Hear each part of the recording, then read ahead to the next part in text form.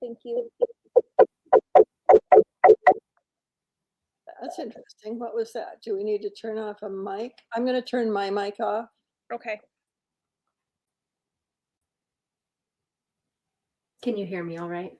I can. It's very good right now. Oh, good.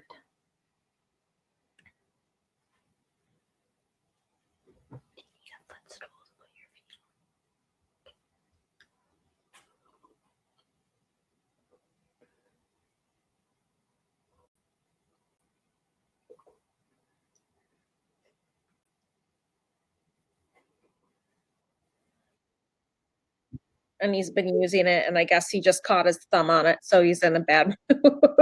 Oh, you need a big Band-Aid for that.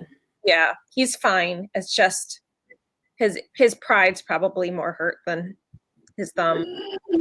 But new tools. Woohoo! I know. So excited. That is very exciting.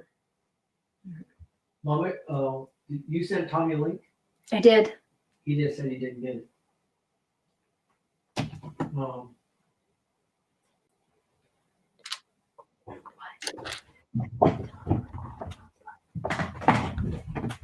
Email? Okay.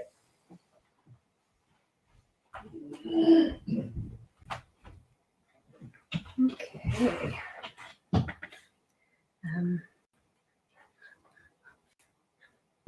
Laura, maybe you could, I think we've got six people and We got six. how many people?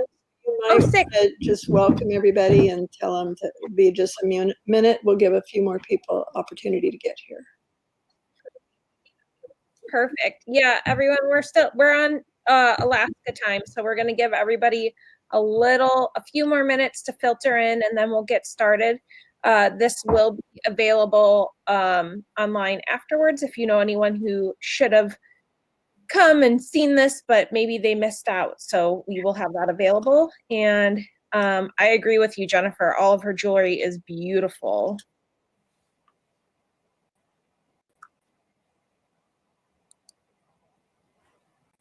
And we got Sherry, Kathleen, Tina, Donna.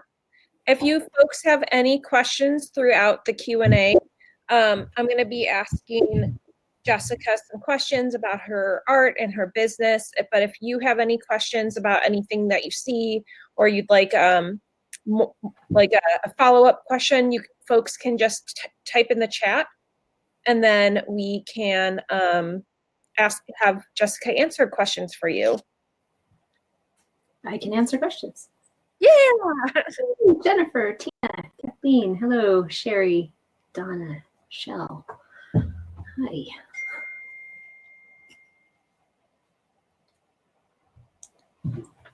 And yeah, we'll just give it to 7:05, and then we'll get going with introductions and everything.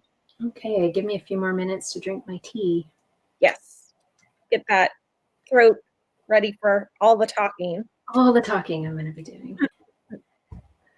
You've had Jessica Medlin stuff in Zen Lemon in for as long as I remember at the Jack Lobby shop. So just so as all you know, and we'll tell the people that come in later, is one of the perks to coming to this little event today is that you'll get 10% off anything at the Jack Lobby shop.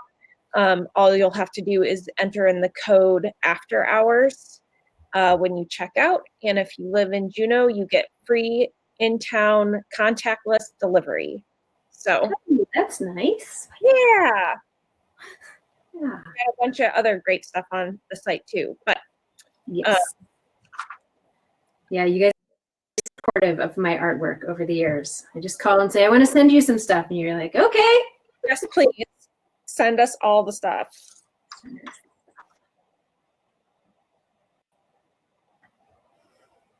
And if you folks who are waiting don't know, also Jessica does have a Instagram for her business, and I think it's, what is it? Is it ZenlemonArts on Instagram? ZenlemonArt. Art. There's no S on it. I think it's just ZenlemonArt. But the Facebook page is ZenlemonArts. I think the artist got a little mixed up there when she was figuring out the names. Let's see. Yeah, Instagram is ZenlemonArt, no S. And she has been posting a lot of her newer stuff that she's been doing on there, and it's phenomenal. So if you need some good aesthetic stuff in your Instagram feed, you should follow her. It's going to be, it's a lot of fun. Well, this winter has been so beautiful for photographs. I mean, with the snow in the mountains, it's been really nice to be outside taking pictures. So that's been really fun. This winter specifically, it's been beautiful. Good light. Good lighting, yeah, and some blue sky and snow. In Skagway, it can be kind of gray and wet some winters, and it's really nice. It's been snowy and pretty. That's awesome. Well, I see we have our 8 attendees for, I think that's pretty good. Oh, 9 now, so we're doing good. We're gonna get started. My name is Laura Maiko. I work for the Jack, and I do artist programs. So I work with the gallery, and I also work with the lobby shop, which is how I got to know Jessica here. I've been working with the Jack since 2018, and she was one of the first artists that I got to really know her pieces, because there was a bunch of stuff. People always loved it. And she's been staying with us since, and we're so appreciative of having her in our shop and getting to know her as a person. And of course, we have Jessica here. I'm going to have her introduce herself a little bit. And you are from Skagway, correct? I am from Skagway. That picture is of looking down from Pyramid Peak onto Skagway. And I actually live on the point, the small, narrow point coming out there. So I live out of town on the water on the Naku Point there. How long have you lived in Alaska, and how long have you lived in Skagway? Kind of what brought you up here? I know most people have a story. In 1995, I first came up to Alaska on a fishing boat, and I spent a summer in a cannery in Petersburg.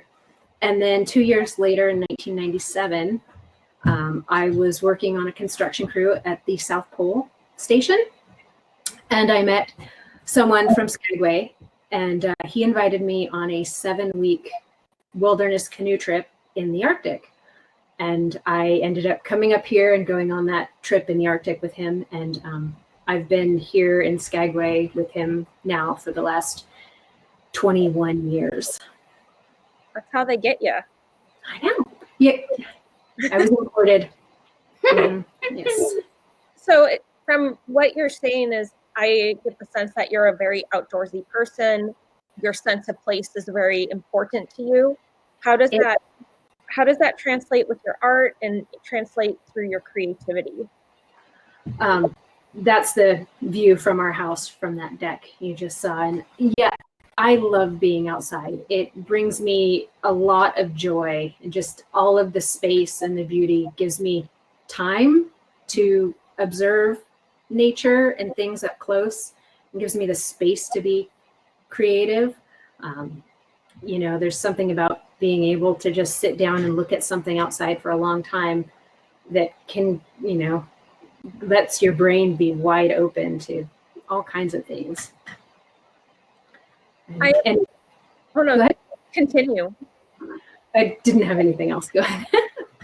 I imagine it comes with both its pros and cons, because you're inspired by the landscape and the place that you live in. But I would imagine having a business and selling your artwork might be a little harder, being in a more kind of rural area of the world. How does that affect your business? How do you work with that? Well, for us, Skagway's a cruise ship destination. And so I was, you know, when I first started getting my artwork out there, it was in town locally.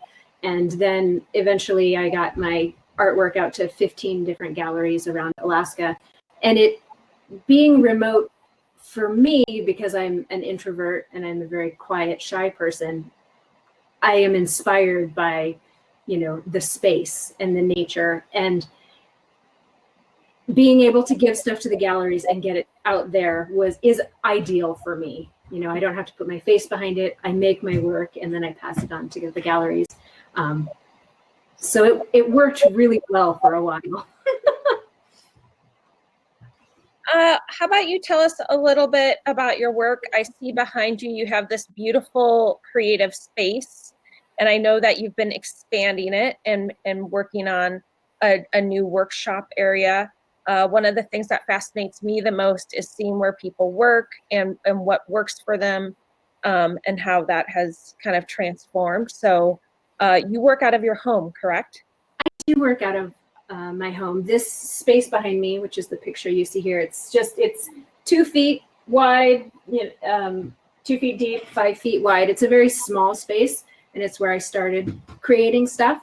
And it worked very well, but I have to make sure I clean up everything to transition from one form to another. Each time I've got to clean up and retool for the next thing. Our house is built above our wood shop. We've got a 20 by 40 wood shop below our house. So when this space became a little small, I put a bench in the corner of our wood shop, you know, with big windows. And as the business kept growing and I needed more space, this photo is what I have now. We put an addition onto the wood shop.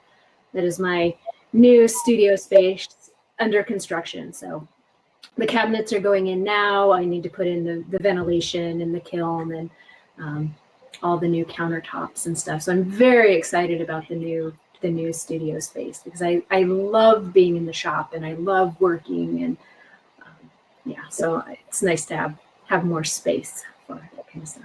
It seems like having good windows is a really important little aspect of that shop too for you. It is, you know, having the natural light, and I love watching the weather. I love watching the weather change. I love seeing how the trees move in the wind, and you know, we see, you know, the birds coming through all the time and the fox outside, and you know, just all that stuff is really important for me to feel like I'm close to it. So yeah, the windows are important. Do you have plans down in the back of your head of your dream? Maybe you have a she shed, or maybe something a little bit more elaborate for, you know, maybe down the road, or do you think that's kind of the perfect spot? This is a perfect spot once it's finished, and you know, being able to finish it, it will be very useful, because on the other side of it there's another big bench table where I can put my rolling mill and all the other tools I hope to acquire in the future as well, like, you know, hydraulic press and, you know, a bigger kiln, you know, so. Yes. Let's get into a little bit more of your artwork. You do mostly jewelry. Do you do anything besides jewelry on the side, or? I do mostly jewelry now. I have worked construction and built things, and I've got 3 sewing machines, so I'm always making things, you know. It might cost less to buy it, but if I can make it, I really enjoy making things with my hands. You know, I make our blankets, I make the covers for our canoes. So I make a lot of things, but for work, I make jewelry. So. And you use a variety of materials, and maybe that speaks to a lot of your past experiences. But the stuff that I've been seeing a lot of is copper. You've been using feathers, and you also do this glass enamel work that we're going to get more into later. But what inspired you to use these specific materials? Well, when I first started working with jewelry, I had been a carpenter, and then I had my daughter, and I wanted to transition into something else. And copper was something we had a lot of because we had done a lot of remodels. So I had tubs of copper electrical wire that we had pulled out of old houses when we were remodeling. And so I started with just using what I had. And it's, you know, copper electrical wire, you have to take the plastic off and throw it in the fire to soften it so you can work with it. And I love the color of it. It's warm, it's soft, it's bright. So I started with the copper that I had. The feathers were, I wanted a pair of feather earrings. And when I looked around, there was nothing, I couldn't find anything that I liked that I wanted. And so my partner, who has been tying flies for a very long time, and he taught me how to tie flies, so I knew how to tie flies. I raided his fly tying stash and got a bunch of feathers and made the feather earrings that I wanted for myself. And yeah, and mixed them with the copper and stuff like that. Now I have my own feather stash because I've been doing it long enough. I've got my own feathers, but like the vise right here, this is where I tie, you know, I put the vise here and I tie all my feather earrings the way I would, similar to the way I would tie flies for fishing. Okay. So you talked a little bit about your process of working with copper and how you started using it. I see that you're starting to develop some new techniques. I saw some stamping. I saw some like more, I think I don't know if they're semi-precious stones, it looked like. You're starting to do a little bit more of that. Is that something that you have been researching? How have you started getting into that? I love to learn things. Like it just doing the next thing is constantly inspiring for me, you know, just learning a little bit more and a little bit more. And I love tools. I love working with my hands. And so if I think I can do that, I get the stuff and I just try it out and try and figure it out. And it's that process of evolving and growing that's very inspiring to me. And then I think right now what we'll do is we'll show this video because it's really great. Jessica took the time to put together a little video of how she does her glass enamel art. We have some of her earrings at the Jack shop that have the same process in it. And I always wondered like, oh, I wonder how she does this. And it's fascinating. So Nancy is gonna cue up her video. The creator of, and I'm going to talk about making enamel earrings today. So I start with a copper disc, I'm going to talk about and I draw enamel earrings. My design on it. From there, I take it to my die and I punch out the shape that I want to use. This is sort of a crescent moon shape that I will be using. From here, I take this piece of metal to my drill press and I drill the holes in it where I want my holes. There'll be a hole on the top and a hole on the bottom. I clean the back of the metal because I have to put on the counter enamel, which is the back, the glass on the back. For enamel earrings, you need glass on the front and the back so that the glass does not crack. So after the metal is clean, I will bring it to my bench and sift on my layer of counter enamel. So my pieces are ready to sift enamel onto the back, and I've got them on this glossy paper here so that I can reuse the glass. I can pour the glass back into the container. It keeps it all nice and clean and uncontaminated. So now we sift on the back layer of enamel. And I want a nice thick layer on the back because this gets torched several times. So I put a nice thick layer of glass, of powdered glass on here. I will turn on my torch and put my little piece onto my trivet and fire the back with my torch until the glass melts and adheres to the copper. From there, I have to clean the metal again on the top side, so I take it back over, clean all the fire scale and everything off the top, bring it back to my bench, and sift the first layer of enamel onto what is going to be the top. So for this pair of earrings, there's going to be 3 layers of enamel, and they each have to be fired separately. So the first layer will be a plain white. This is the base coat. That will be layered on and then fired with the torch. The next layer is the coat of color, and that will be a transparent color.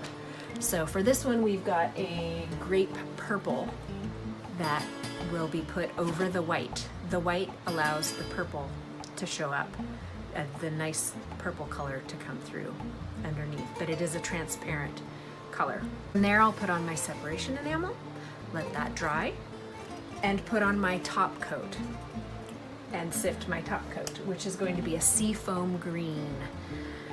So once that is on, I'll have to move it very carefully onto my trivet because the glass moves around a little bit. So I'll carefully move it onto my trivet, get my torch out once again, and fire up the glass until it melts and becomes translucent.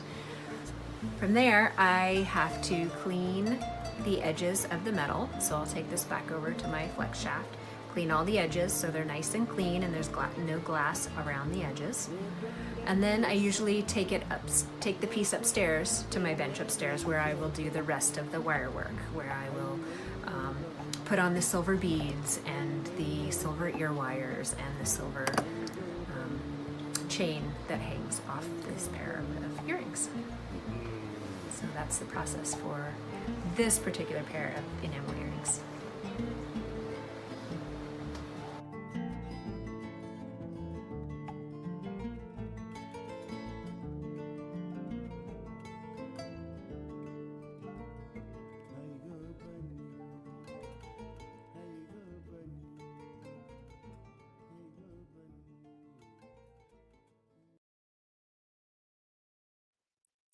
I love that video.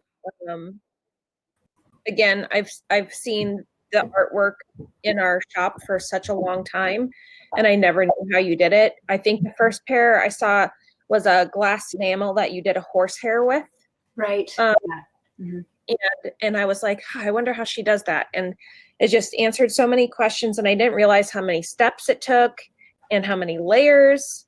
And are the pattern that you get on those when you layer the colors, is that kind of just up to the universe, or Somewhat, yeah. It's an experimentation process to see the separation medium that you put on it it has some predictability, but oftentimes it's pretty random for me.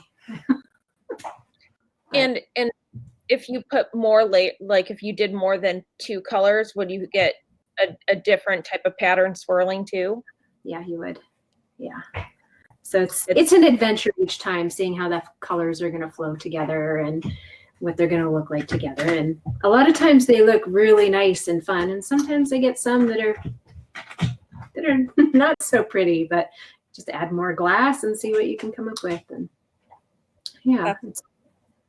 How did you find that medium with the glass powder? And It's part of that process of continuing, that learning. I love tools, and I wanted a torch. I wanted to melt things, and I wanted to, play with metal and stuff. And I knew what enamel was. I've seen enamel pieces in art galleries and stuff like that. And it's very colorful, and I wanted to work with it. So I got myself a torch and I ordered the glass, and a good friend of mine has a kiln that she let me borrow. So I use the kiln for some certain different types of things as well. And that's been very, very helpful. And just, looking at colors, making color samples and trying to figure out how the colors look together. And it's just that process of wanting to learn more and wanting to create something that feels authentic. I'm constantly trying to make something that I like, that reflects what I've learned and what I see. And let's talk a little bit more about your business. One thing that I deal with a lot at the lobby shop is one of the reasons why I like working at the Jack is because the lobby shop is kind of an entryway for a lot of beginning artists who might have never sold anything before in their life. And it also fosters a lot of people who have been doing it for a while, like you, some of our local people like Patty Hutchins, Jupy, MK, we have them too. And one thing that I think would be nice for you to share is how did you take the step from this is something I enjoy doing, I recognize I'm good at it, but now I want to put it into the world and have strangers look at it and maybe buy it, and I hope they do. Right. It's a big step. It is a big step. I had worked for years with my partner here in construction, and we were self-employed. So I know what being self-employed looks like. I know it's a lot of hours, it's a lot of effort. But when I wanted to go into something completely different, I feel very fortunate because here in Skagway, there are a lot of artists, and there are gallery owners who are my friends that I've known for years, and they were all very helpful and supportive with, yes, we'll show your stuff, and it's been very supportive that way here. And so I felt like it's something that I could slowly step out into and explore, and it's like making the jewelry. It's an evolution. It's a process of getting more comfortable. Like, okay, I know I can talk to my friends, these gallery owners. So maybe I can talk to other gallery owners and, put myself out just a little bit more and a little bit more. What is one piece of advice you would give someone who wants to take their art and maybe start a business with it? And this advice could be anything from personal mantra to make sure maybe you save 30% for taxes, or whatever you do with that. But what's a piece of sound advice you'd tell someone? Right. Yeah. The 30% for taxes is a big one. Pay attention to your bookkeeping, because that's a difficult part. But I think surrounding yourself with people who encourage you and who do what you do in a creative way.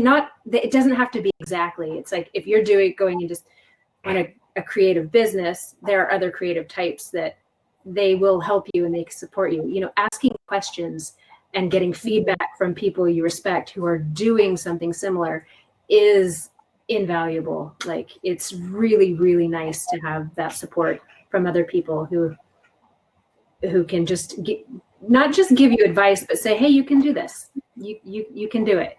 When you're not feeling like you can, having that backup feels really nice. It's very important. And the 30% for taxes. And 30% for taxes.